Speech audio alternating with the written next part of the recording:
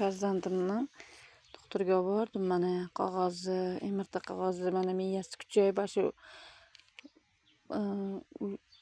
Namangan viloyati Uch tuman Davlatov Elyorbek meni majburlab sudga olib borgandan keyin mana farzandimni boshida bosimi ko'tarilib, mana shu narsalarni yozib berdi. Mana men yolg'on gapirayotgan bo'lsam, apparat yolg'on gapirmasa kerak. Mana ko'ringlar, mana farzandimni mana boshidagi bosim kuchayib ketganini mana chiqarib beryapti. Hattoki mana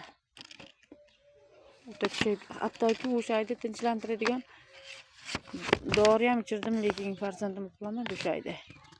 Uxlamadi, mana chiqarib beryapti. Mana haqiqatan men yolg'on gapirsam, apparat mana yolg'on gapirmasa kerak. Mana apparat ham yolg'on gapirarmikin yo yolg'on narsa chiqararmikin, xulosa. Mana ko'rsatyapti-ku apparat, mana kuchayib ketganini mana chiqarib beryapti. Mana farzandimning boshini, miyasini, chasini javobi mana chiqib kelyapti.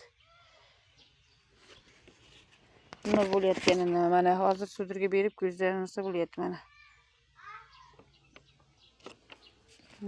javobini chiqaryapti.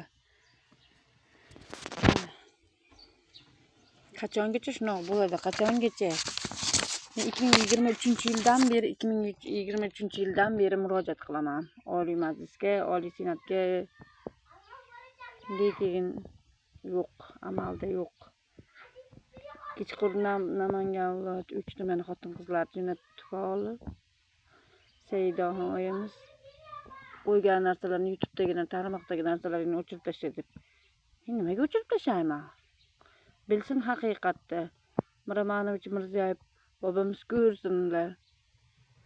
Mana shularni ko'rib, shularga chora ko'rib berishingizni so'rayman men ham. Tanzila Narbayeva mana Oliy Senatga 2 marta bordim, lekin biror marta ko'rmadim.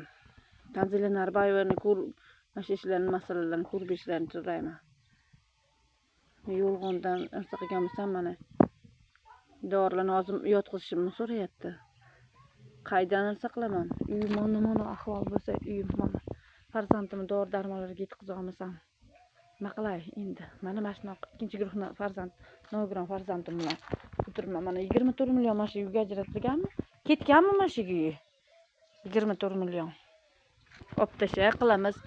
Men charchaganman, zerikkanman, to'g'risi. Men zerikib ketdim. Hokimiyatga borsak hal qilamiz. Hokimiyatga borganda hal bo'lganda bu yoqqa bo'lardi bu hal. Hal bo'lganda uylar mashina bo'lib, yorug' bo'lib, mashina bo'lib